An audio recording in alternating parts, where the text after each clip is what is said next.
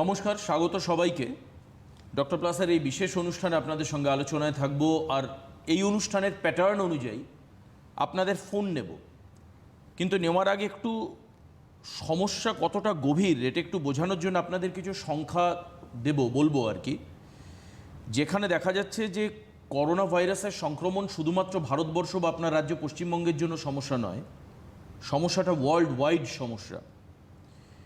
এখনও পর্যন্ত সারা বিশ্বে সংক্রমিতর পেশেন্টের সংখ্যা 2,22,62,946। হিউজ। 2,22,62,946। 7,84,107 জন মানুষ অ্যারাউন্ড দ্য ওয়ার্ল্ড মৃত্যু হয়েছে। 7,84,107 জন মানুষের মৃত্যু হয়েছে already last 24 hours before update. এখনও পর্যন্ত সংক্রমণের সংখ্যা সবচাইতে বেশি ইউনাইটেড স্টেটস 55,41,294।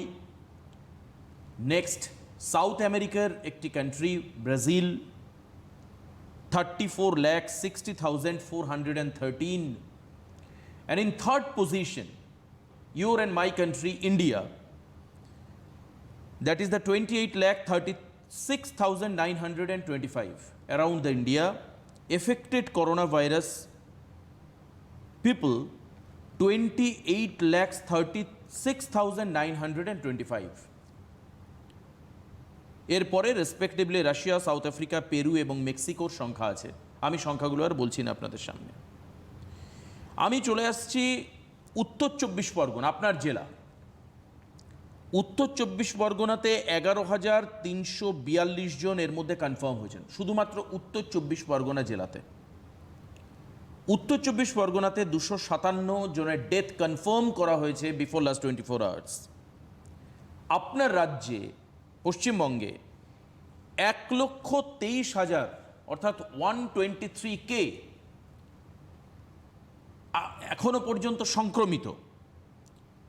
এর মধ্যে আসার বিষয় যেটা, অর্থাৎ যেটাতে আপনি ভরসা করতে পারেন, ভাবতে পারেন যে না পরিস্থিতি অবশ্যই শুধরাবে, স্বাভাবিক হবে, যেখানে আউট অফ 123K 1,23,000-এর মধ্যে সুস্থ হয়ে বাড়ি ফিরেছেন 92,690।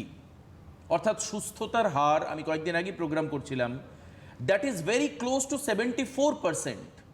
অর্থাৎ 100 জন আক্রান্ত হলে তার মধ্যে 74% মানুষ তারা সুস্থ হয়ে বাড়ি ফিরছেন। মৃত্যুর সংখ্যা দ্যাট ইজ বিলো 2%, অর্থাৎ morbidity that is below 2%। This is the rate of India. Death হয়েছে এখনো পর্যন্ত ওয়েস্ট বেঙ্গলে অ্যারাউন্ড 2,528। এই হচ্ছে প্রেজেন্ট আপডেটস।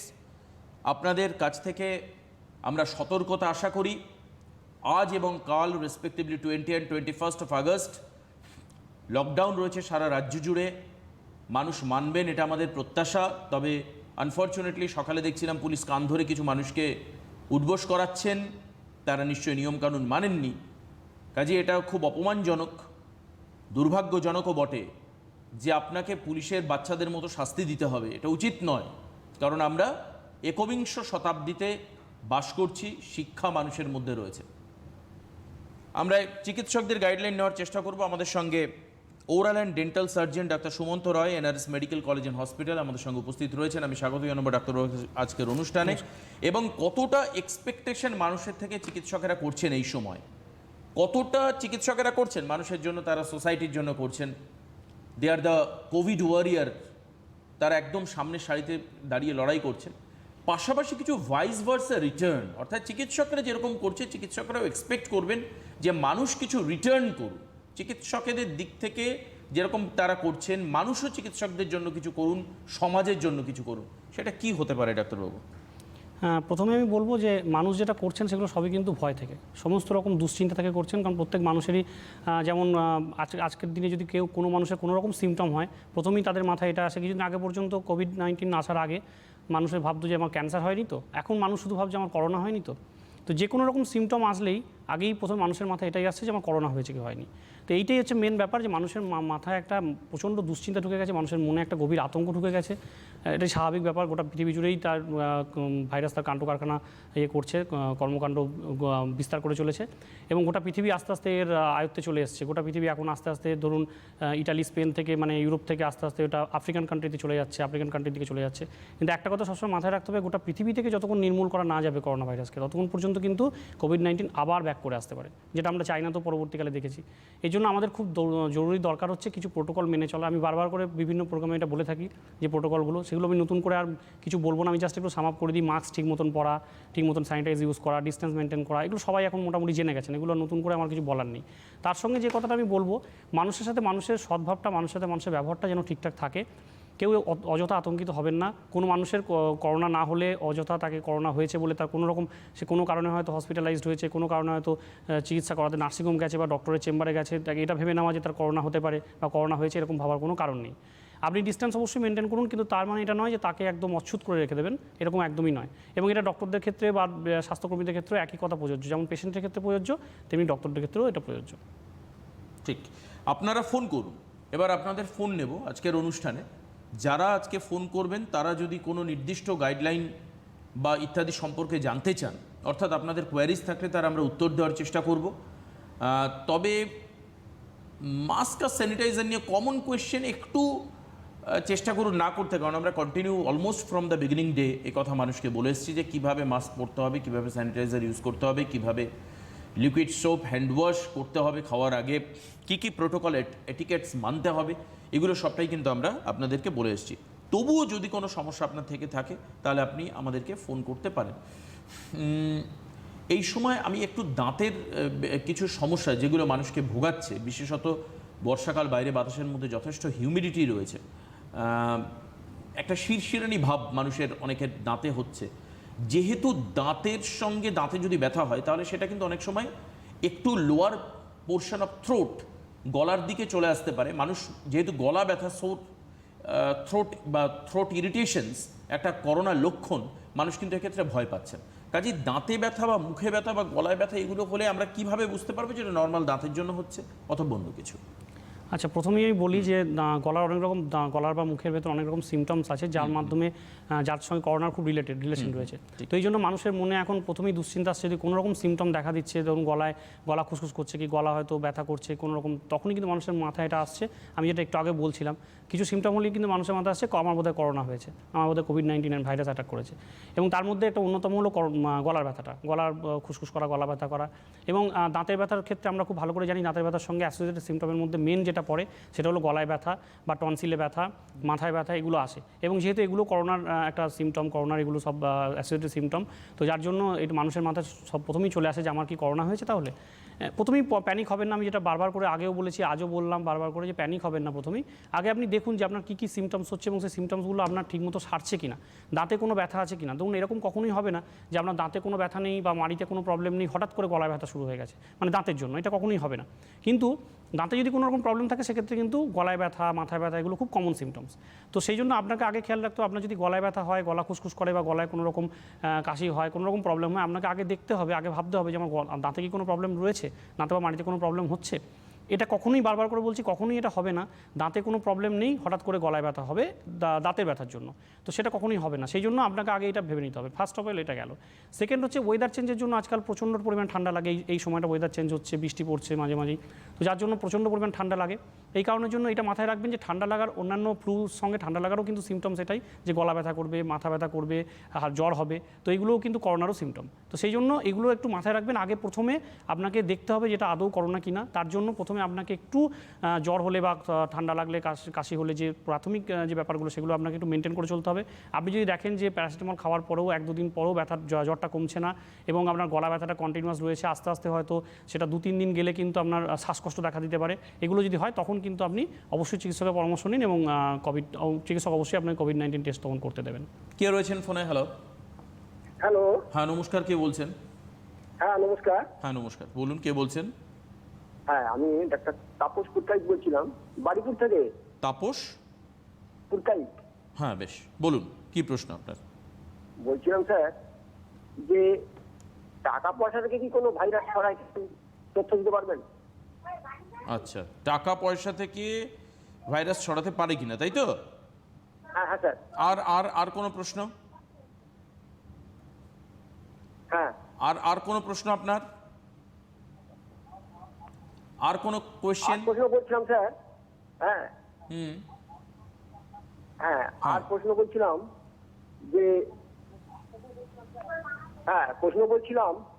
যে জ্বর হলেই হ্যাঁ আমরা যে পেশেন্ট একটু ভয় পাচ্ছি, হ্যাঁ, বা এখন তো বই শুনতে পাচ্ছি যে কোনো সিমটম ছাড়াই প্রবলেম গুলো হচ্ছে, তা আমরা সেখানে পেশেন্টের ক্ষেত্রে কি বলতে পারি, কি সাজেস্ট দিতে পারি? বেশ, থ্যাংক ইউ তাপসবাবু। আপনার প্রশ্নের উত্তরে আসি। পরের ফোনে কে আছেন? হ্যালো। হ্যালো। হ্যাঁ, নমস্কার, কে বলছেন? হ্যাঁ, আমি হাওড়া থেকে বিজয় ব্যানার্জি বলছি। বিজয় ব্যানার্জি, বলুন বিজয়বাবু। হ্যাঁ, বলছিলাম ডাক্তারবাবু, আমি আমার মানে এই দাঁতে মানে মাড়ির ওপরে পোস্টানে একবার রুট ক্যানাল করা হয়েছিল, ঠিক আছে? তো রুট ক্যানাল করার পর ওখানে ফিলিং করে দেওয়া হয়েছিল ওই দাঁতের সাথে।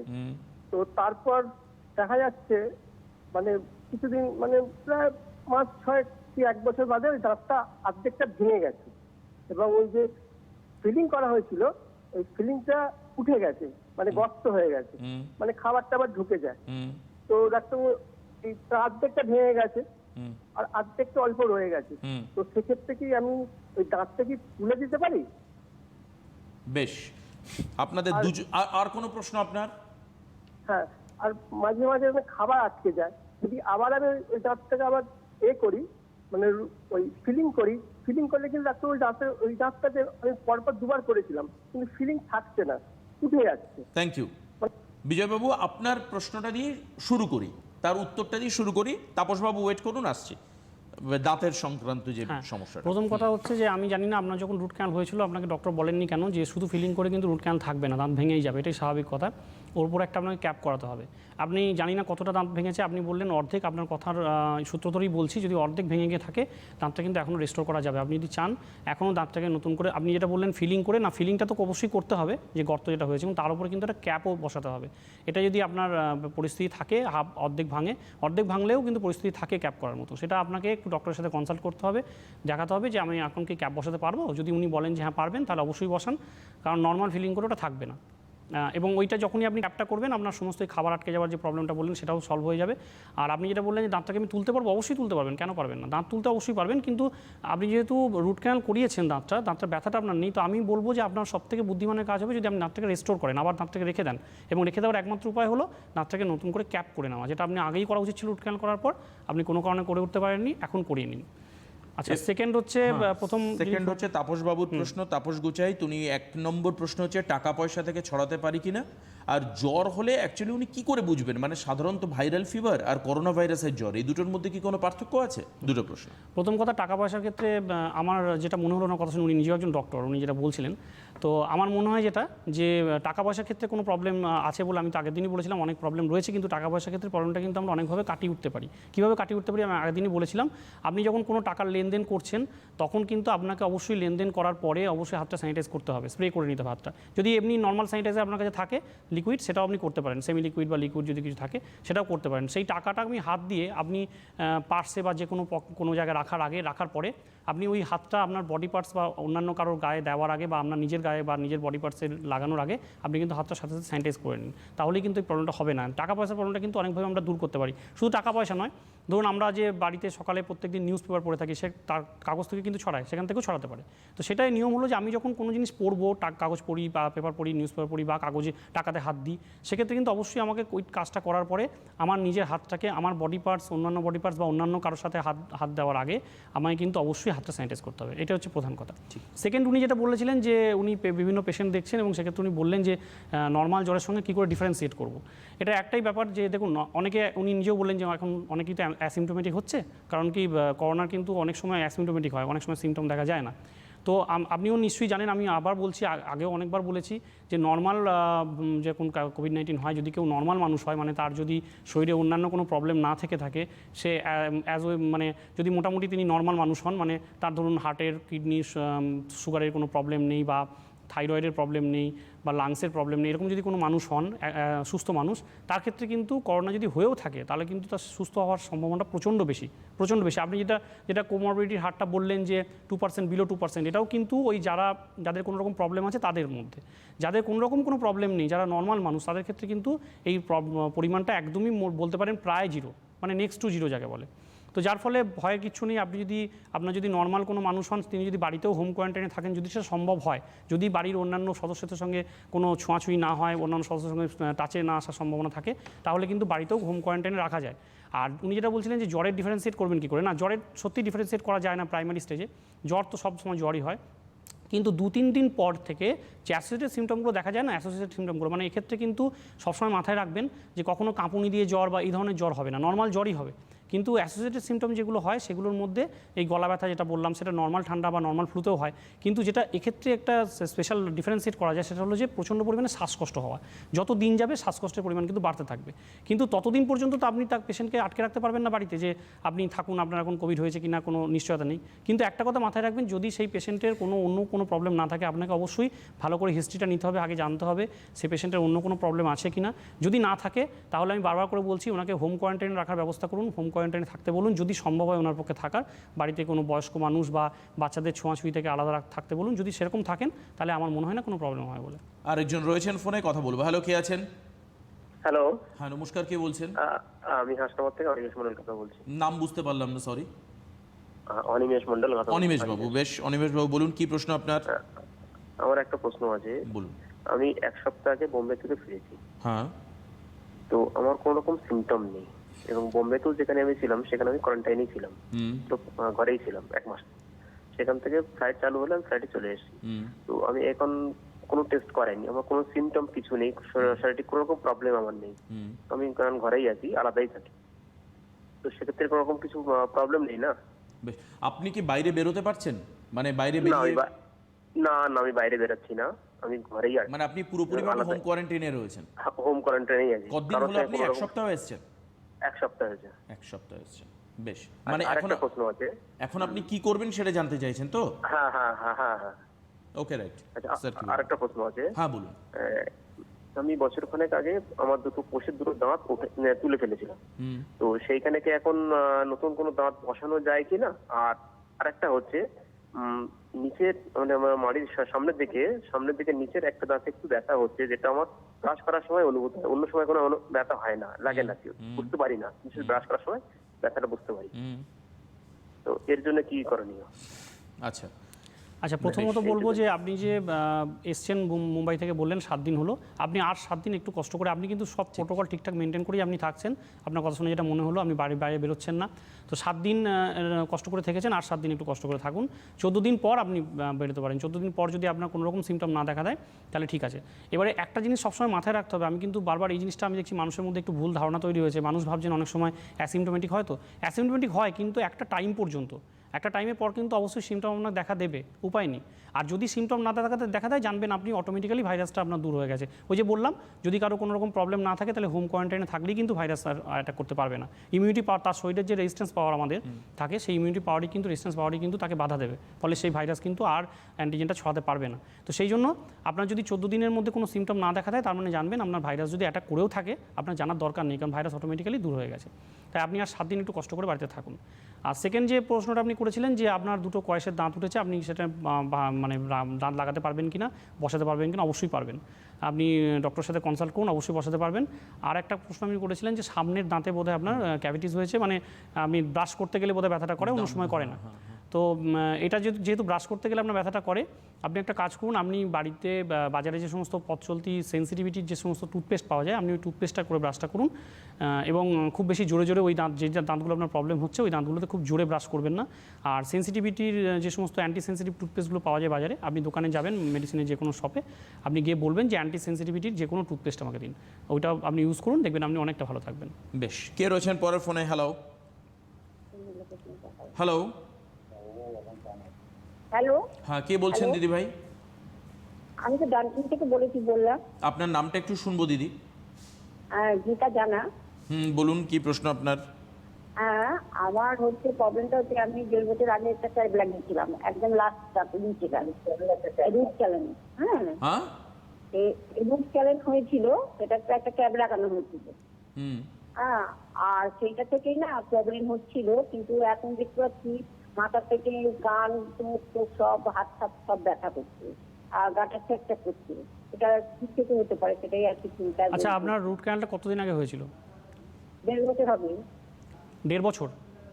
হ্যাঁ। আচ্ছা, আপনার বয়সটা কত বললেন? বয়স 55, 58 হবে। 68, ঠিক আছে 68 ঠিক আছে।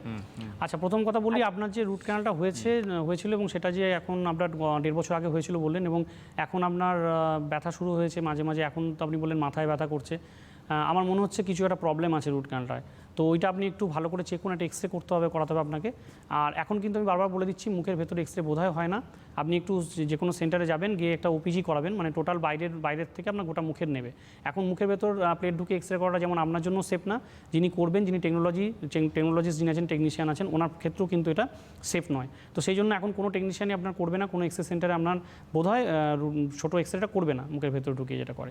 তো সেই জন্য আপনাকে গোটা মুখের একটা এক্সরে করাতে হবে বাইরে থেকে, সেটাকে ওপিজি বলি আমরা, অর্থোপেন্টোমোগ্রাম। তো সেইটা করার পরে আপনি দেখতে পাবেন যে আপনার ওইখানে রুট ক্যানালটা কমপ্লিট হয়নি কোনো কারণে, কারণ না হলে এত তাড়াতাড়ি কিন্তু রুট ক্যানালের পর ব্যথা করার কথা নয়। যদি ব্যথা করছে তার মানে জানতে হবে যে আপনার কোনো একটা প্রবলেম ওখানে থেকে গেছে, প্রবলেমটা সলভ করুন, ডক্টরের কাছে যান, প্রবলেমটাকে সলভ করুন। আর যেহেতু আপনার মাথা ব্যথা করছে, তা আপনি অবশ্যই বুঝতে হবে যে কোনো প্রবলেম তো অবশ্যই রয়ে গেছে রুট ক্যানালটার মধ্যে।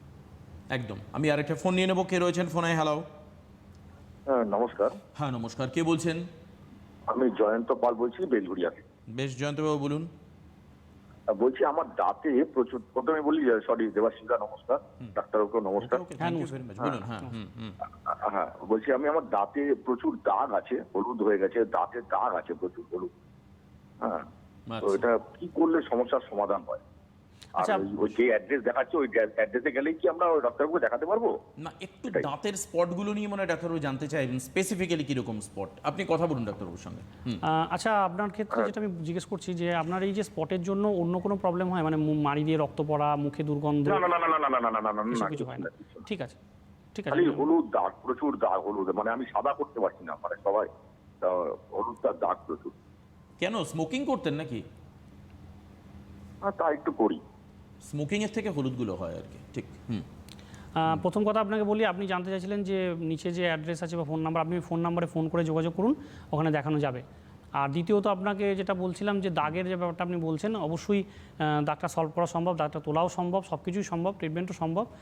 তো আপনাকে তো এইটা এখানে আমি বসে বলতে পারবো না কীভাবে কী করা যায়, এটা আপনাকে একটু ট্রিটমেন্ট করতে হবে এবং তার জন্য আপনাকে ডক্টরের সাথে অবশ্যই যোগাযোগ করতে হবে। আপনি ওই আপনি যেটা বলছিলেন নিচের ফোন নাম্বারে ফোন করে জেনে নিন যে কখন কীভাবে ডক্টরের সাথে আপনি কনসাল্ট করতে পারবেন, আপনি পারবেন। একদম। পরের ফোনে কি কেউ আছেন? হ্যালো। আচ্ছা, আপনাদেরকে বলে রাখি যে টাকা পয়সার প্রসঙ্গ আসলো, অর্থাৎ একটা জিনিস খুব পরিষ্কার হলো যে পেপারের মাধ্যমে ট্রান্সফার হতে পারে, মানে ভাইরাস এক জায়গা থেকে আরেক জায়গায় যেতে পারে।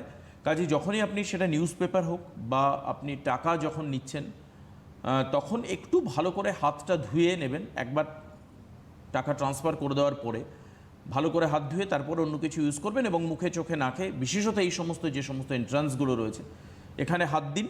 তাহলে আমার মনে হয় যে সংক্রমণের সম্ভাবনাটা কমবে এখান থেকে। আচ্ছা, দাঁতের ক্ষেত্রে আমি একটু জিজ্ঞেস করি, অনেকের কিন্তু আনইভেন দাঁত থাকে, মানে অসমান একটা দাঁত থাকে, যেটা মুখের সৌন্দর্যকে নষ্ট করে অনেক ক্ষেত্রে। আপনারা দেখেছেন এরকম। ডাক্তারবাবু একটু গাইডলাইন জানতে চাইবো, যদিও এটা করোনা রিলেটেড বিষয় নয়, এই সময়তে ট্রিটমেন্ট তারা করাতে পারবেন কিনা এই সময়, এবং তার ট্রিটমেন্ট কতটা সম্ভব? দেখুন, এই সময় যদি খুব এমার্জেন্সি না হয় এই ধরনের ট্রিটমেন্ট না করানোই ভালো। তার কারণ কি, এই ধরনের ট্রিটমেন্ট একটু সময় সাপেক্ষ, একটু টাইম কনজিউমিং প্রসেস। তো এগুলো যদি কারোর এরকম হয়, এগুলোর তো একটা স্পেসিফিক এজ লিমিট থাকে যে সার্টেন এজের পরে কিন্তু আর হয় না। তো সেই জন্য যদি কারোর 23, 22, 23 এরকম এজ হয়, তাহলে তিনি কিন্তু অবশ্যই ডক্টরের সাথে কনসাল্ট করুন, কারণ কি তারা টাইম পেরিয়ে যাচ্ছে, তারা টাইম নেই। করোনা পরিস্থিতি থেকে আমরা যখন ওভারকাম করবো, যখন মোকাবিলা করে উঠবো করোনাকে, কোভিড-19কে, ততদিনে কিন্তু আপনার এজটা পেরিয়ে যেতে পারে। তো সেই জন্য আপনি একটু করুন। আর যদি কারোর বয়সটা কমের দিকে থাকে, টিনেজার হন, বা ধরুন বিলো 21, 22 বিলো হয়, তাহলে সেক্ষেত্রে কিছুদিন একটু ওয়েট করে যান, কোভিড-19-এর কাছ থেকে সবাই একটু মুক্তি পেয়ে নিন, তারপরে কিন্তু এটা আসবেন। এই ধরনের ট্রিটমেন্টে একটু সময় সাপেক্ষ ব্যাপার, মোটামুটি 1.5 বছর থেকে 2 বছর টাইম লাগেই। তো যার জন্য আমি আপনাকে বলবো না আসতে আপাতত, যদি এজটা আপনার সাপোর্ট করে। আর সেকেন্ডলি আমি যেটা বলবো যে দাঁতের ক্ষেত্রে যেটা মেন প্রবলেম এখন সবার ক্ষেত্রে দেখা যাচ্ছে, মানে মানুষ কিন্তু এমনি নিজেরাই সচেতন, নিজেরাই কিন্তু বেশি করে খুব প্রয়োজন না পড়লে, খুব অসুবিধা না পড়লে ডক্টরকে যেতে চাইছেন না কোনো ডক্টরের কাছে। তো এই জন্য আমি বলবো যে দাঁতের একমাত্র প্রয়োজনীয় এই মুহূর্তে যেটা হলো সেটা হলো যে প্রচণ্ড দাঁতে ব্যথা। তো দাঁতে ব্যথার ক্ষেত্রে যেটা আপনি করবেন সেটা হলো ডক্টরের সাথে অবশ্যই কনসাল্ট করুন এবং একটু দেখে নেবেন টেম্বারগুলো যেন মোটামুটি একটু স্যানিটাইজ করা থাকে। ডক্টররা অবশ্যই খুব এই বিষয়ে ওয়াকিবহাল, ওনারাও জানেন যে কীভাবে কী করতে হয়, স্যানিটাইজ করতে হয়। তো এবং ডক্টরের সঙ্গে দেখান, দেখিয়ে কিন্তু আপনি একটু ওষুধ খান এবং যদি সেরকম প্রয়োজন পড়ে ডক্টর যা কনসাল্ট করবেন, ডক্টরের সাথে কনসাল্ট করবেন, ডক্টর যা বলবেন দাঁত তুলতে বলুন বা কোনো ট্রিটমেন্ট করতে বলুন সেগুলো একটু করিয়ে নিন। কিন্তু আমি একটা জিনিস পার্টিকুলারলি বলবো, সব ডক্টরকে বলবো এবং পেশেন্টদেরকেও বলবো, বেশি টাইম কনজিউমিং প্রসেস এরকম কোনো ট্রিটমেন্ট কিন্তু এখন করাবেন না। কারণ কি ওই বিভিন্ন মেশিনের মাধ্যমে যে ট্রিটমেন্টগুলো হয় না, যেগুলো একটু সময় সাপেক্ষ ব্যাপার, সেগুলোতে কিন্তু প্রচুর এয়ারোসল প্রোডাকশন হয়। আমাদের মুখের ভেতরে যে থুতু থাকে, লালার রস যেটা থাকে, স্যালাইভা যেটা আমরা বলি, তার সঙ্গে কিন্তু ওই যে মেশিনটা ঘুরছে তার যদি টাচে আসে, সেটা কন্ট্যাক্টে আসে, তাহলে কিন্তু এক ধরনের এয়ারোসল প্রোডাকশন হয়। সেই এক ধরনের এয়ারোসল যে প্রোডাকশনটা হয়, সেই এয়ারোসল প্রোডাকশন হওয়ার ফলে ওখানে কিন্তু কোভিড-19 ভাইরাসটা খুব তাড়াতাড়ি বেড়ে ওঠে। নিউট্রিশনের জন্য, কোভিড-19 ভাইরাসের নিউট্রিশনের জন্য এয়ারোসলটা কিন্তু ভীষণ মানে হেল্পফুল, যার ফলে আমরা কোনোভাবেই চাইবো না যে সেখানে এয়ারোসল প্রোডাকশন হোক, যাতে করে ভাইরাসটা বেড়ে উঠুক। তো সেই জন্য এই ধরনের ট্রিটমেন্টটা মাথায় রাখবেন সবসময়। আপনার তো, আপনি একজন লেম্যান হিসেবে এটা তো কখনোই জানা সম্ভব নয় যে আপনি কোন ট্রিটমেন্ট করাবেন আর কোন ট্রিটমেন্ট করাবেন না। আপনি শুধু একটা জিনিস মাথায় রাখবেন, যদি কোনো মেশিনের মাধ্যমে ট্রিটমেন্ট হয় চেষ্টা করবেন একটু অ্যাভয়েড করার। যদি 2-5 মিনিটের মধ্যে কোনো ট্রিটমেন্ট হয়ে যায় আলাদা কথা, আদারওয়াইজ মেশিনের মাধ্যমে ট্রিটমেন্টটা অ্যাভয়েড করবেন। সেকেন্ড হচ্ছে, যে কোনো ধরনের ট্রিটমেন্ট যদি বিলো আধ ঘন্টা হয় তাহলে তবু ঠিক আছে, অ্যাবাভ আধ ঘন্টা হলে, অ্যাবাভ 30 মিনিটস হলে করাবেন না, কারণ সেই ট্রিটমেন্ট ডক্টরও করাতে চাইবেন না আশা করি। তবু আপনাদেরকে আমি বলে রাখলাম, সবাইকে বলে রাখছি, এই ধরনের ট্রিটমেন্ট থেকে একটু অ্যাভয়েড করুন, একটু দূরে থাকুন। বেশ, আমরা নেক্সট ফোন নেব। কে রয়েছেন ফোনে? হ্যালো। হ্যালো। হ্যাঁ, কে বলছেন? নাম বলুন আগে। হ্যালো, আমি নারায়ণ মহেশ বলছি, পূর্ব মিদনাপুর থেকে। বলুন নারায়ণ। হ্যাঁ, নমস্কার। নমস্কার, বলুন। হ্যাঁ স্যার, আমি বলছি আমার স্ত্রী ওই বয়স ধরুন 40 বছর মতো। কার? আচ্ছা, উনার সামনের একটা দাঁত কালো হয়ে গেছে। কার বয়স 40? আচ্ছা, 40 বছর কার বয়স? মানে আমার স্ত্রীর আর কি, আমার নয়, আমার স্ত্রীর এই প্রবলেমটা, এটা বলছি আর কি। আপনার স্ত্রী, ওয়াইফ? হ্যাঁ হ্যাঁ হ্যাঁ। বেশ, হ্যাঁ, কি হয়েছে ওনার? সামনের দাঁত একটা কালো হয়ে গেছে এবং ওটা মাঝে মাঝে আপনার যন্ত্রণা হয় এবং মাড়িও ফুলে যায়। আচ্ছা, দাঁতটা নড়ে না তো? না না, দাঁতটা নড়ে না। আচ্ছা, ঠিক আছে। আচ্ছা, বেশ। আপনি যদি চান, যেহেতু সামনের দিকের দাঁত, তো আমি বলবো দাঁতটাকে না ফেলে আপনি যদি চান ট্রিটমেন্ট করে ওটাকে রেখে দেওয়ার বন্দোবস্ত করতে, আপনি কিন্তু পারবেন। দাঁতের যে ডিসকালারেশন হয়েছে আপনি বললেন, দাঁতটা কালো হয়ে গেছে, সেটা কিন্তু নর্মাল ন্যাচারাল দাঁতের কালারে ফিরিয়ে আনা যায়। এরকম ধরনের ট্রিটমেন্ট রয়েছে আপনি। এবং এই যে ব্যথা বললেন, মাঝে মাঝে ফুলে যায়, সমস্ত ইনফেকশনগুলোকে দূর করতে হবে। ওখানে ইনফেকশন হওয়ার জন্যই কিন্তু পুঁজ জমে, এবং যেহেতু পাস ফর্মেশনটা হয়, পুঁজটা জমে, তার জন্যই কিন্তু দাঁতটা মাড়িগুলো ফুলে যায়, এবং দাঁতে ব্যথাও কিন্তু তার জন্য করে, ইনফেকশন হওয়ার জন্য। তো এইগুলোকে সমস্ত কিছু ইনফেকশন যদি বের করে দেওয়া যায়, এবং তখন কিন্তু পাসটা যে পুঁজটা জমেছে সেটাও কিন্তু বের করে দেবেন ডক্টর, এবং সেগুলো যদি হয়ে যায় তারপরে দাঁতটা রেস্টোর করে দাঁতটার কালার কিন্তু আগের মতো ফিরিয়ে আনা যাবে। তো আপনি একটু ডক্টরের সাথে কনসাল্ট করে এগুলো একটু কয়েকবার যেতে হবে আপনাকে ডক্টরের চেম্বারে, এবং কয়েকবার যাওয়ার পর আপনি ট্রিটমেন্টটা কমপ্লিট করতে পারবেন। আপনি ডক্টরের সাথে কনসাল্ট করুন, কনসাল্ট করে ট্রিটমেন্টটা করিয়ে নিন। বেশ, কে রয়েছেন পরের ফোনে? হ্যালো। হ্যালো। হ্যাঁ, কে বলছেন? নাম বলুন। নমস্কার। হ্যাঁ, নমস্কার। নমস্কার। নমস্কার, নমস্কার, বলুন, নাম বলুন আপনার। আমি জিতেন্দ্র প্রামাণিক, হ্যাঁ দক্ষিণ চব্বিশ নেপালগঞ্জ থেকে বলছিলাম। হ্যাঁ, বলুন, কি প্রবলেম আপনার? আমার ছোট মেয়ে, বয়স হচ্ছে 10+। 2 বছর আগে নিচের মাড়ির বাঁ দিকে 4 নম্বর দাঁতটা নড়ছিল। তো আমরা ডাক্তারের কাছে গিয়েছিলাম, ডাক্তার কি করেছে, ওটা তুলেছে, এবং পাশে যেটা নড়ছিল না সেটাকেও তুলেছে। তারপরে কি হয়েছে, এখন যেটা নড়ছিল সেটা তুলে দিয়েছে, সেটা উঠছে, কিন্তু যেটা নড়ছিল না সেটাও এখন উঠছে। ওরা সমান উঠছে না, কিন্তু ভিতর দিকে ঠেলে উঠছে, জায়গা পাচ্ছে না। তো এই পজিশনে কি করা যেতে পারে? ওটাকে সমান করার জন্য কি করতে পারি?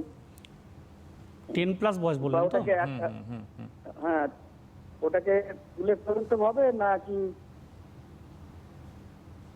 বেশ, কি করবে 10 বছর বয়স মাত্র। প্রথম কথা হচ্ছে যে আপনার যেখানে যেখানে দেখছেন যে ফুলে গেছে সেখানে সেখানে কি কারণে ফুলেছে ওটা আগে আপনাকে ডক্টরকে দেখাতে হবে। আমার মনে হচ্ছে আপনার কথা শুনে আমার যেটা মনে হলো এটা কোনো পুঁজের কারণে বা কোনো ইনফেকশনের কারণে ফুলেনি, নিচের থেকে দাঁত ওঠার জন্য ফুলছে। কারণ দাঁত যখন উঠছে, যখন পার্মানেন্ট দাঁতটা উঠছে ওই জায়গায় অলরেডি মিল্ক টুথটা বসে থাকার জন্য সে কিন্তু জায়গা পাচ্ছে না। যখনই জায়গা পাচ্ছে না, সেটাকে ঠেলে ঠুলে যখন জায়গা পাচ্ছে না তখনই কিন্তু মাড়ির দিকে, পেছন দিকে, এরকম বিভিন্ন দিকে ওঠে। তো আপনি যেটা বললেন মাড়ির দিকে উঠছে, তো মাড়ির দিকে ঠেলে উঠছে। আপনাকে ইমিডিয়েটলি যত তাড়াতাড়ি সম্ভব ওই উপরে যে দাঁতটা রয়েছে মিল্ক টুথটা, সেটাকে মানে পুরোনো যে দাঁতটা রয়েছে ওইটাকে কিন্তু তুলে ফেলতে হবে। যদি ওটাকে না তোলেন কী হবে, এই যে নতুন দাঁতটা উঠছে এটা কিন্তু পার্মানেন্ট, সারা জীবন এটাই থাকবে। এটা কিন্তু জায়গা না পেয়ে এদিক ওদিক করে উঠবে, মানে গালের দিকে মাড়ি ঠেলে উঠবে, এসব বিভিন্ন জায়গায় ওঠার জন্য তখন কিন্তু মুখের মাড়ির যে চোয়ালের যে একটা দাঁতের সেটিংটা হয় সেটিংটা কিন্তু নষ্ট হয়ে যাবে। যদি সেটিং নষ্ট হয়ে যায় দেখতে খারাপ লাগবে। তো সেই জন্য আপনি চেষ্টা করুন যত তাড়াতাড়ি সম্ভব ইমিডিয়েটলি পারলে ইমিডিয়েটলি আপনি ওই দাঁতটাকে তোলার ব্যবস্থা করুন। যে মিল্ক টুথগুলো উঠেছে জায়গায়, নতুন দাঁতগুলো উঠছে সেই জায়গায় মিল্ক টুথগুলোকে তোলার চেষ্টা করুন। বেশ, পরের ফোনে কে আছেন? হ্যালো। হ্যালো, হ্যাঁ, কে বলছেন ম্যাডাম? আমি প্রিয়াঙ্কা আরোগ বলছি। হ্যাঁ প্রিয়াঙ্কা, কি প্রশ্ন আপনার? আমার প্রশ্ন হচ্ছে, আমার দুপাশে ওপর নিচ মাড়িতে না কিছু দাঁত মিসিং, মানে শুধু মাড়ি জাস্ট লেগে রয়েছে, আর সামনের দাঁতটা এতটাই উঁচু, মুখের এটাই নষ্ট, শেপটাই। আচ্ছা, 26 বছর বয়স, করণীয় কি একটু? আপনার বয়স কত? 26। 30। আচ্ছা, আপনি বলছেন যে আপনার মাড়িতে বেশ কিছু দাঁত মিসিং, সামনের দাঁতগুলো উঁচু হয়ে রয়েছে। হ্যাঁ হ্যাঁ হ্যাঁ, আপনি তার ট্রিটমেন্ট জানতে চাইছেন তো? অবশ্যই। বেশ, কোথা থেকে বলছেন বললেন? বিদ্যানগর থেকে। কোথায়? বিদ্যানগর। বিদ্যানগরটা কোন জেলায়? ও দক্ষিণ 24 পরগনা। দক্ষিণ 24 পরগনা থেকে। বেশ, স্যার কি বলবেন? হ্যাঁ, প্রথম কথা হচ্ছে যে ওনার যে দাঁতগুলো বলছেন উনি যে ভেঙে ভেঙে পড়ে গেছে, অল্প একটু করে রয়েছে, সেগুলো কিন্তু ইমিডিয়েটলি তোলার ব্যবস্থা করুন। তার কারণ কি ওইখান থেকে কিন্তু আপনার ইনফেকশন হয়ে যেতে পারে, ইন ফিউচার বড় কোনো প্রবলেম হয়ে যেতে পারে। মানে আমি কিন্তু ক্যান্সারের দিকেই বলছি, যদি বেশি দিন রেখে দেন হচ্ছে না তো হচ্ছে না, যদি হয় তখন কিন্তু মুশকিলে পড়ে যাবেন। তো সেই জন্য ওই ভেঙে যাওয়া দাঁতগুলো যেগুলো রয়েছে ওগুলো তো আপনার এমনিও কোনো কাজে দেয় না, মানে ওগুলো দিয়ে আপনি খাবার খেতে পারেন না, ওগুলো আপনি তুলে নেওয়ার ব্যবস্থা করুন। এবং তুলে নেওয়ার পরে ওই জায়গায় কিন্তু আপনি পার্মানেন্ট ফিক্স দাঁত লাগিয়ে নিতে পারবেন, একদম ফিক্স, সেটাও লাগিয়ে নিতে পারবেন। আবার আপনি চাইলে খোলা পরাও লাগিয়ে নিতে পারবেন। ফলে ওইটা নিয়ে আমরা চিন্তার কিছু নেই যে আপনি তুলে ফেললে আপনার জায়গাটা ফাঁকা হয়ে যাবে, তা নয়। আপনাকে কোনো একটা ব্যবস্থা করতে হবে, দাঁত একটা ফিক্স করার ব্যবস্থা করতে হবে। আর সেকেন্ডলি উনি বলছিলেন যে ওনার বোধহয় কিছু এলোমেলো দাঁত রয়েছে উঁচু নিচু, সেগুলোকে কীভাবে ঠিক করবেন, বয়স এজ 30। আমি বোধহয় প্রোগ্রামের শুরুতেও বলেছিলাম একবার যে একটা সার্টেন এজ লিমিটের পর কিন্তু ট্রিটমেন্ট হয় না।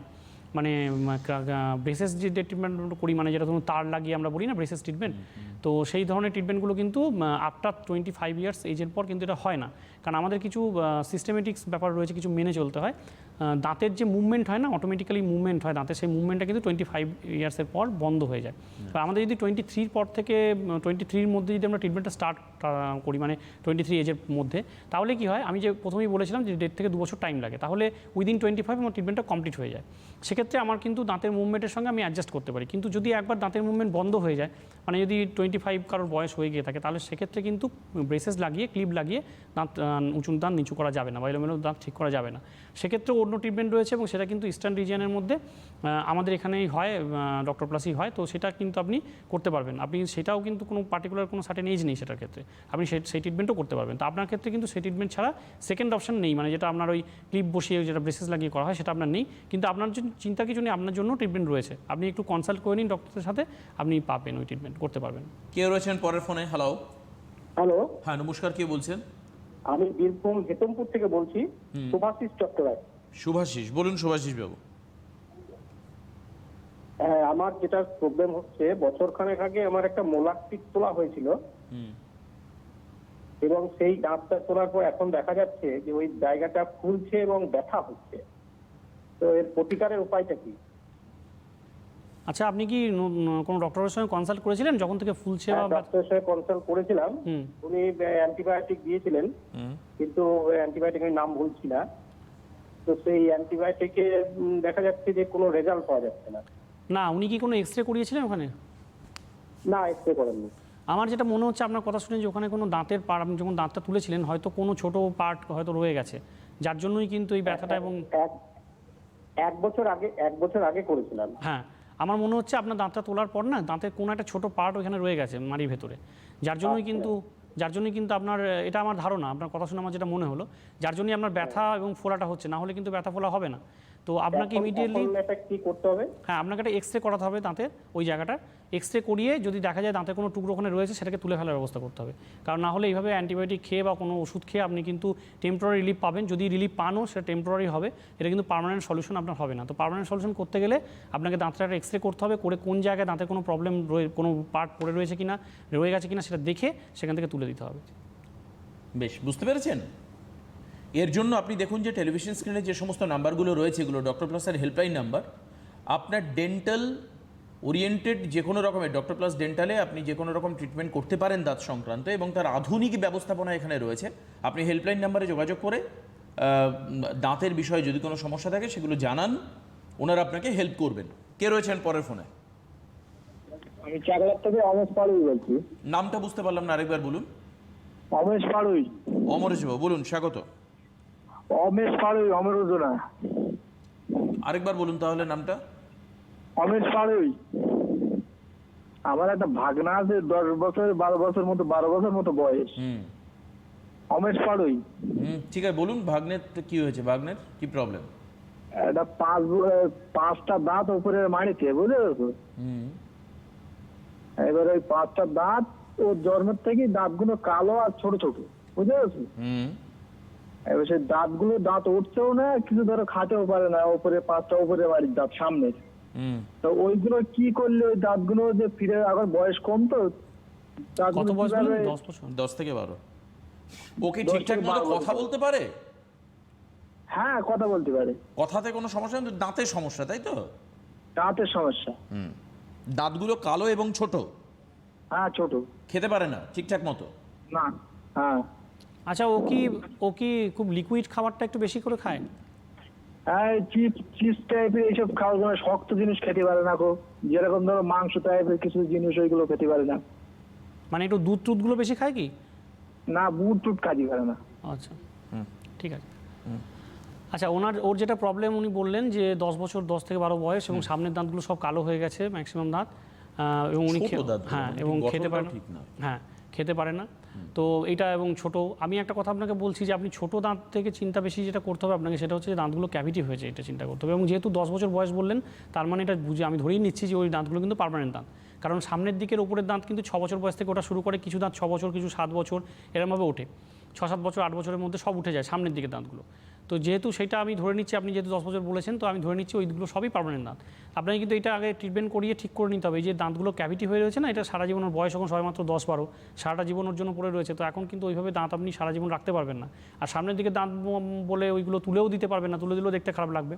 তো ওইগুলো আপনি ডক্টরের সাথে কনসাল্ট করে ওইগুলো ট্রিটমেন্ট করিয়ে নিন, ওই দাঁতগুলো ট্রিটমেন্ট করিয়ে নিয়ে দাঁতগুলো ভালো করে নিতে পারবেন। এবং আমি যখন আপনি ট্রিটমেন্ট করাবেন তখন ওই যে আপনি বললেন না যে গ্যাপ হয়ে গেছে, মানে ছোটো ছোটো দাঁত ন্যাচারালি গ্যাপ থাকবেই দাঁতের মাঝখানে, যেহেতু ছোটো দাঁত, তো ওই দাঁতগুলোর কিন্তু সাইজও আপনি ঠিকঠাক মেনটেন করতে পারবেন, সাইজও বড় করতে পারবেন এবং দাঁতের গ্যাপগুলোও মিটে যাবে। সমস্ত রকম ট্রিটমেন্ট করা যাবে। আপনি ইমিডিয়েট ব্যবস্থা করুন, তার জন্য ডক্টরের সাথে কনসাল্ট করুন। মানে বয়সটা ওর কম বলে অনেক রকমের অপশন রয়েছে, যারা এরকম ধরনের সমস্যার মধ্যে ভুগছেন তারা ফোন করে নিতে পারেন। এবং উনি যে বললেন না ব্যথাটাও কিন্তু চলে যাবে। বেশ, কে রয়েছেন পরের ফোনে? হ্যালো।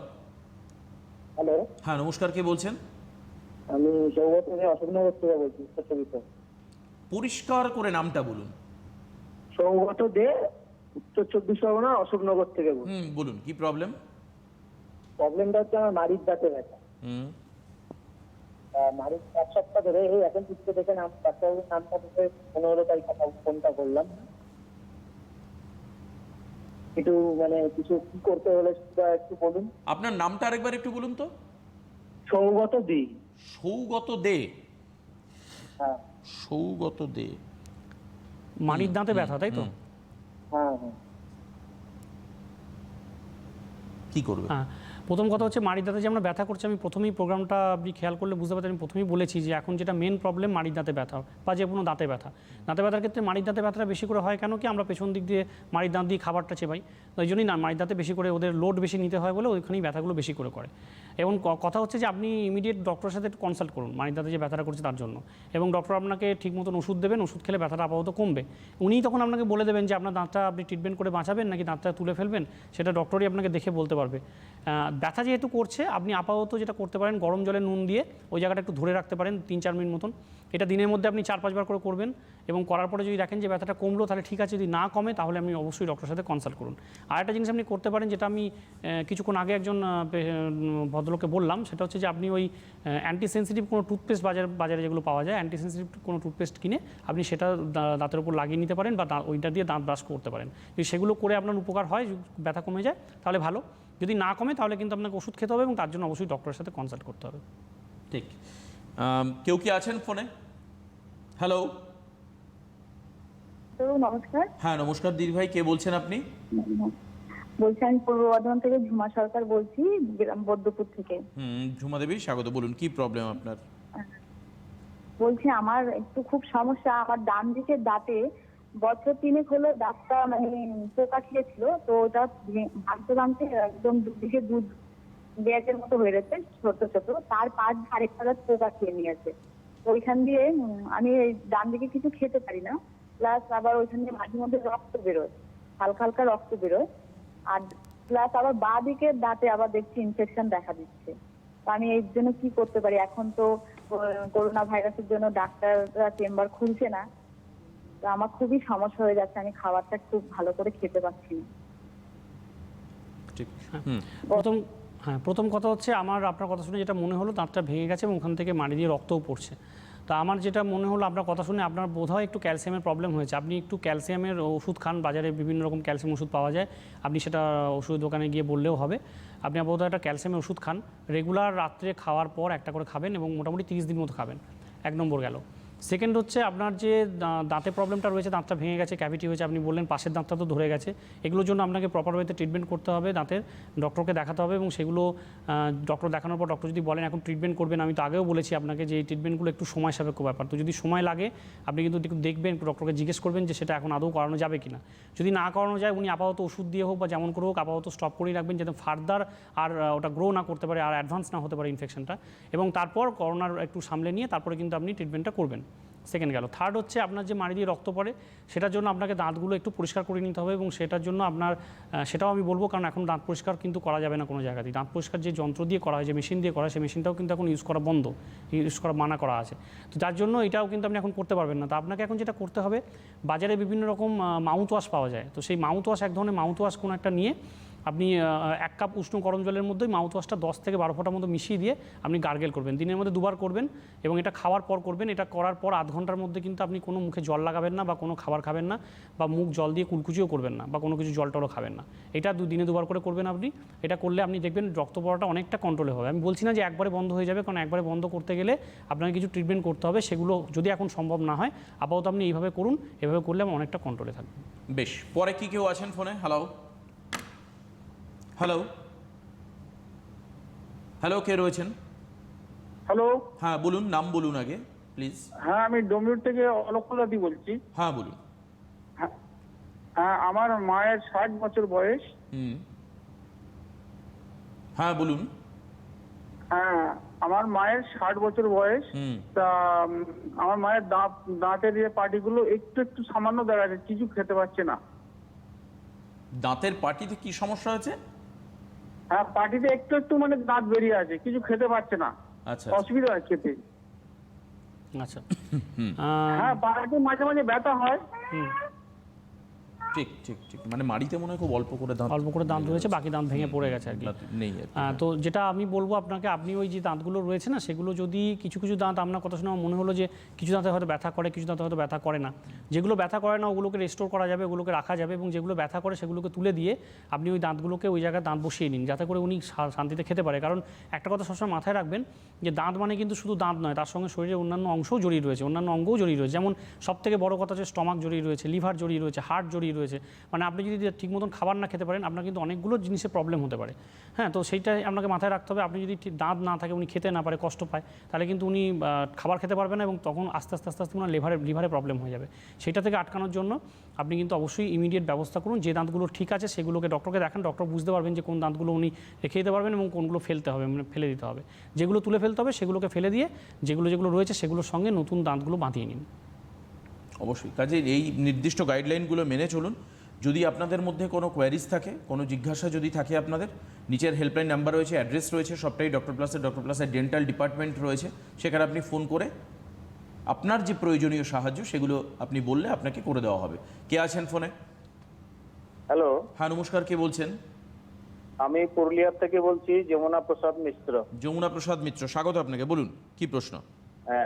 বলছি আমার দাঁতে হালকা হালকা ভেঙে ভেঙে টুকরো হয়ে যাচ্ছে, আর খুব শিরশির মানে ব্যথা করছে, গরম খেলে বা ঠান্ডা খেলে বেশি হয়।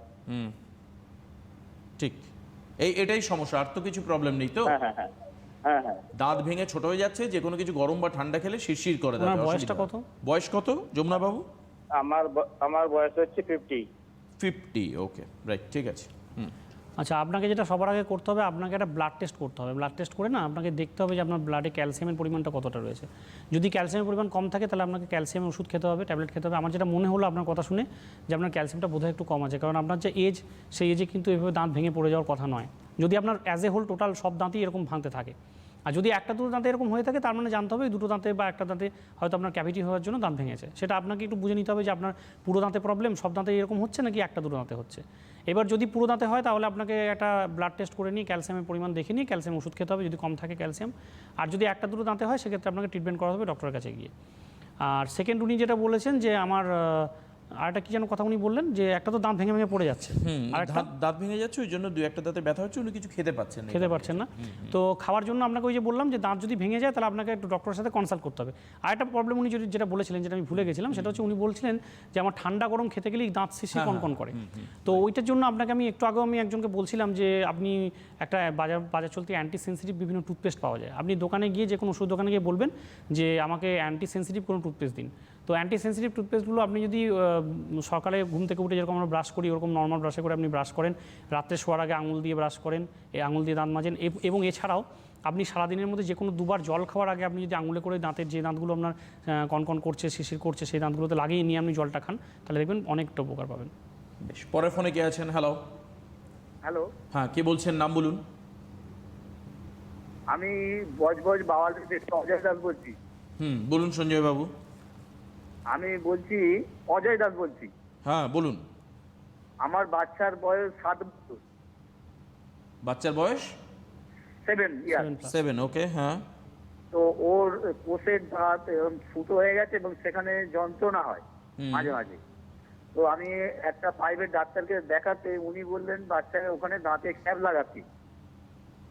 তো এই বয়সে ক্যাপ লাগানো ঠিক হবে কি? কেননা ওর দাঁত অটোমেটিক এখন উঠতে শুরু করছে, পড়ে যাচ্ছে। আচ্ছা, আর একটা প্রশ্ন। আচ্ছা, আমি একটা কথা তার আগে আপনাকে জানবো এই প্রসঙ্গে, যে সেটা হচ্ছে যে আপনার বাচ্চার কোন দাঁতে প্রবলেম হচ্ছে, গর্ত হয়ে গেছে কোন দাঁতে? এই পাশের দাঁত, পাশে কোষের যেটা বলে নিচের দাঁত পাশে। না, আমি নিচের বলছি না, আমি বলছি এটা কি কয়েসের মানে পেছন দিকের দাঁত না সামনের দিকের দাঁত? পেছন দিকের দাঁত। পিছন দিকের দাঁত, ঠিক আছে। আচ্ছা, আর একটা প্রশ্ন করছি যে ওর দাঁত এরকম কালো হয়ে যাচ্ছে মাঝে মাঝে, সেই রক্ত পড়লে যেরকম লাল হয় সেরকম লাল হয়ে যাচ্ছে, আর দাঁতের গোড়ায় কালো মতো স্পট পড়ে যাচ্ছে চার ধারটা, এবং এমনকি একটা দাঁত ভেঙেও গেছে ওই কোল থেকে। তো কি করা যাবে? প্রথম কথা বলি যে আপনি যেটা বললেন যে শুনুন, আপনি যেটা বললেন যে পেছনের দিকের দাঁতে কোনো একটা দাঁতে হয়তো ক্যাভিটি হয়েছে এবং ডক্টর আপনাকে বলেছেন ক্যাপ বসাতে, আপনি ভয় পাচ্ছেন।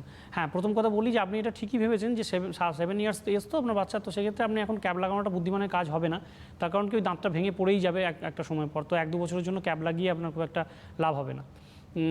ওইটা যদি কোনো ট্রিটমেন্ট করানো যায়, যে 7+ বয়স তো সেক্ষেত্রে আমার মনে হয় যে বাচ্চা আরও ছোটো হতো প্রবলেম হতো। এখন আমার মনে হয় না বাচ্চা কোনো বাধা দেবে বলে, ফলে ওইটা একটু ট্রিটমেন্ট করিয়ে নিন, একটু ফিলিং করিয়ে নিন, তাহলে যাতে করে ব্যথাটা কমে যায়। ওর যদি ব্যথা করে ব্যথাটা যাতে কমে যায়, আমার মনে হয় আপনার বাচ্চা সেটা অ্যালাউ করবে, কারণ 7+ এজ তো একটু মোটামুটি একদম দুরন্ত বয়স যেটা হয় বাচ্চাদের সেটা পেরিয়ে এসছে ও, তো ফলে ও কিন্তু অ্যালাউ করবে। ফলে ওর সিলটা আপনি করিয়ে নিন ডক্টরকে দিয়ে। আর সেকেন্ড, আপনি বলছিলেন যে মাঝে মাঝে রক্ত পড়ে বোধহয় বলছিলেন, এবং দাঁতের গোড়া ওগুলো কালো হয়ে গেছে, মাড়ির দিকগুলো কালো হয়ে যাচ্ছে, এই যে প্রবলেমটা, এটার জন্য আপনি চিন্তা করবেন না। দাঁতের মাড়ি যে কালো হয়ে যাচ্ছে এটার জন্য কোনো চিন্তার কারণ নেই, ঠিক আছে? এটা কিন্তু আস্তে আস্তে আপনার যখন বাচ্চা যখন আস্তে আস্তে বয়স বাড়বে এটা ঠিক হয়ে যাবে মাড়িটা। আর সেকেন্ড হচ্ছে যেটা আপনি বললেন যে মাঝে মাঝে ব্যথা করে, এখন ব্যথাটা কিসের জন্য করে সেটা আমাকে জানতে হবে সবার আগে, আপনাকে এটা বুঝতে হবে। আমি বলে দিচ্ছি আপনাকে দুটো কারণে ব্যথা হতে পারে। এক হচ্ছে দাঁতে যদি কোনো ক্যাভিটি হয়ে থাকে, আর সেকেন্ড হচ্ছে যেটা ওর যেটা বয়স, সেটা আমরা এই এজটাকে বলি মিক্সড ডেন্টিশন পিরিয়ড। তার মানে হলো যে এই সময় কিন্তু বাচ্চাদের কিছু সংখ্যক দাঁত থাকে দুধের দাঁত, কিছু সংখ্যক দাঁত থাকে পার্মানেন্ট দাঁত, যার ফলে কি হয় যে যখন পার্মানেন্ট দাঁতটা বেরোতে যায় তখন কিন্তু ওই দুধের দাঁতটাকে ঠেলা মারে, যদি দুধের দাঁতটা নিজে থেকে না নড়ে তাহলে ও কিন্তু ধাক্কা দেয়, এবং ধাক্কা দেওয়ার ফলে কী হয়, যখন জায়গা পায় না, দুধের দাঁতটাকে নড়াতে পারে না, তখন কিন্তু এদিক ওদিক এলোমেলো হয়ে ওঠে, এবং এই যখন এলোমেলো হয়ে ওঠে না তখন কিন্তু প্রচণ্ড ট্রিটমেন্টের সাথে প্রেশার পড়ে। আমাদের আপনার একটা জিনিস সবসময় মাথায় রাখবেন, আমাদের নিচে কিন্তু ম্যান্ডিবেল থাকে, নিচের চোয়ালে, ওপরের চোয়ালে যে হাড়টা থাকে সেটাকে আমরা ম্যাক্সিলা বলি। তো ম্যাক্সিলা এবং ম্যান্ডিবেলে প্রচণ্ড প্রেশার পড়ে হাড়গুলোতে, যেহেতু দাঁতটা ধরুন একদম ঠেলে বেরোচ্ছে, ওই নিজের জায়গায় উঠতে পারছে না, অলরেডি সেই জায়গাতে একটা মিল্ক টুথ রয়েছে, দুধের দাঁত রয়েছে, তো সেই জন্য সে কিন্তু ঠেলছে, এবং যখনই ঠেলছে এই বোনের ওপর ম্যান্ডিবেল বলুন বা ম্যাক্সিলা বলুন প্রচণ্ড প্রেশার পড়ছে, এবং এই ট্রিমেন্টাস প্রেশারের জন্য কিন্তু ব্যথা হতে পারে। তো দুটো কারণে ব্যথা আমি যেটা বললাম, একটা হচ্ছে ক্যাভিটি হওয়ার জন্য ব্যথা, একটা হচ্ছে প্রচণ্ড ঠেলা খাওয়ার জন্য ব্যথা। তো এটা আপনাকে আগে জানতে হবে যে কী কারণের জন্য ব্যথা। যদি দাঁতে ব্যথা ইনফেকশনের জন্য হয়, ক্যাভিটির জন্য হয়, সেটা আপনি দেখতেই পাবেন যে বাচ্চার কেন ব্যথা বলছে, বাচ্চা কি কান্নাকাটি করছে, যদি কান্নাকাটি করে তাহলে জানবেন অবশ্যই ক্যাভিটির ব্যথা, কারণ বোনের ঠেলার জন্য যে ব্যথাটা হয় সেটা কিন্তু বাচ্চা কান্নাকাটি করবে না। তো এটা আপনি আগে দেখে নেবেন, দেখে নেওয়ার পর ডক্টরের সাথে কনসাল্ট করে আপনি সেই মতো ওষুধ খাবেন। যদি প্রয়োজন হয়, আমি বলছি সেকেন্ড যে অপশনটা আমি বললাম, যেটা বা বোনটাকে ঠেলে দাঁত উঠছে, সেক্ষেত্রে কিন্তু অবশ্যই আপনাকে ওই আগেকার যে মিল্ক টুথটা রয়েছে ওটা কিন্তু তুলে দিতে হবে। আমি একটু আগে একজন ভদ্রমহিলাকে বলছিলাম তুলে নিতে হবে, তার কারণ কি ওটা না তোলা হয় এই দাঁতটা কিন্তু এলোমেলো উঠবে, এদিক সেদিক করে উঠবে, এবং সেটা উঠলে কিন্তু দাঁতের সেটিংটা নষ্ট হয়ে যাবে, বাচ্চা যখন বড় হবে দাঁতের সেটিং নষ্ট হয়ে যাবে, দেখতে খারাপ লাগবে। তো এটা আপনি আগে তুলে নেওয়ার ব্যবস্থা করুন। একদম। কে রয়েছেন পরে ফোনে? হ্যালো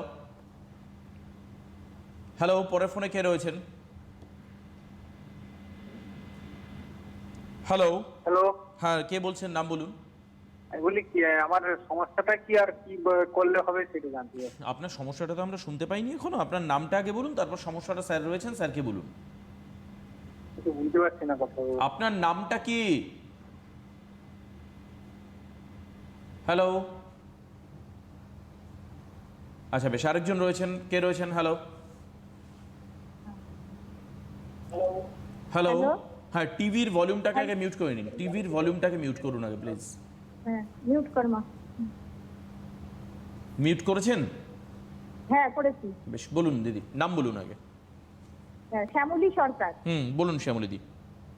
আমি জানতে চাচ্ছি যে কোভিড পেশেন্টের সংস্পর্শে যদি না জেনে এসে থাকি তাহলে কি আমার কোভিড হতে পারে, বা সেটা কতদিনের মধ্যে এফেক্ট হতে পারে? বেশ, দেখো কি বলবেন। না, একদমই না। কোভিড-19 পেশেন্ট যদি আপনি করোনা পজিটিভ কোনো পেশেন্টের সংস্পর্শে না আসেন তাহলে করোনা হওয়ার কোনো চান্স নেই। না জেনে যদি কোভিড হ্যাঁ, পেশেন্টের সংস্পর্শে, সেটা আমি বলতে যাচ্ছি, যদি আপনি সংস্পর্শে না আসেন কোনো চান্স নেই, কিন্তু এবার আপনি বুঝবেন কি করে, যে কারণ কি আমি একটু আগেও একজন ভদ্রলোক ফোন করেছিলেন এবং আমিও বারবার করে বলি অনেক সময় অ্যাসিমটোমেটিক হয়, প্রাইমারি স্টেজে কিন্তু অনেক সময় অ্যাসিমটোমেটিক হতে পারে, যদি কারোর ধরুন 10-12 দিন না হয়ে থাকে অ্যাটাকটা, তাহলে কিন্তু অ্যাসিমটোমেটিক অনেক সময় হয়। সেক্ষেত্রে আপনি বুঝবেন কি করে, তিনি নিজেও হয়তো জানেন না তার করোনা পজিটিভ তিনি পেশেন্ট। তো সেক্ষেত্রে এটা করবেন, ওই যে বললাম বারবার করে আমি কবে থেকে বলে আসছি একটাই 3টে কথা, 3টে প্রোটোকল, মাস্ক ঠিকমতো ইউজ করবেন, স্যানিটাইজার ঠিক মতন হাতে লাগাবেন এবং ডিস্টেন্স মেনটেন করবেন। এবার যদি আপনি সংস্পর্শে চলে এসে থাকেন, ধরুন হাতে আপনার কোনোভাবে টাচ হয়ে গেছে তার বডি পার্ট বা কোনোভাবে, আপনি কি করবেন, আপনার যে কোনো লোকের সঙ্গে, শুধু করোনা পজিটিভ হয়েছে বলে না, আপনি তো জানেন না কার করোনা হয়েছে কারো হয়নি, তো আপনি যখনই কারোর সঙ্গে টাচ করবেন না, কারোর হাতে বা কারোর গায়ে টাচ করবেন, আপনি কিন্তু অবশ্যই হাতটাকে স্যানিটাইজ করে নেবেন। ওই হাতটা আপনার শরীরের কোনো অংশে লাগানোর আগেই কিন্তু স্যানিটাইজটা করবেন। এটা কিন্তু বারবার মাথায় রাখবেন, এটা আমি বারবার করে জোর দিই। আপনি কিন্তু ওই হাতটা নামকাওয়াস্তে করার জন্য আপনি হয়তো হাতটা স্যানিটাইজ করলেন, আপনার বডি পার্টে কোনো একটা জায়গায় লাগালেন, হয়তো আপনার জামায় হাত দিলেন, শার্টে হাত দিলেন, বা আপনার হয়তো মাথা চুলকে নিলেন, বা হয়তো মুখে হাত দিলেন, কোনোভাবে হাত দিলেন, বা হয়তো গালে হাত দিলেন, এরকম অবস্থায় আপনি যদি স্যানিটাইজ করেন তাহলে কিন্তু কোনো লাভ হলো না। আপনি আগে স্যানিটাইজটা করবেন হাতটা, তারপরে কিন্তু আপনার কোনো শরীরের কোনো অংশে হাত দেন, এটা কিন্তু বারবার মাথায় রাখবেন। একদম। আজকে আর হাতে সময় নেই, ডাক্তারবাবুকে অনেক অনেক ধন্যবাদ, সঙ্গে ধন্যবাদ জানাই আপনাদেরকে যারা এতক্ষণ ধরে আমাদের অনুষ্ঠানে উপস্থিত ছিলেন। ডক্টর প্রাসাদ হেল্পলাইন নাম্বার আপনারা আশা করি নোট করে নিয়েছেন। দাঁত সংক্রান্ত কোনো সমস্যা যদি থেকে থাকে অবশ্যই ডেফিনেটলি ফোন করে তার সাহায্য আপনি নিন, এবং একটা কথা খুব পরিষ্কার যে করোনার ক্ষেত্রে সতর্ক থাকুন এবং অবাঞ্ছিত ভয় পাবেন না, তাহলে আমার মনে হয় এই লড়াইকে আমরা সবাই একসঙ্গে মিলে জিততে পারবো। অনেক অনেক ধন্যবাদ ডাক্তারবাবু আপনাকে। নমস্কার আপনাদের সবাইকে।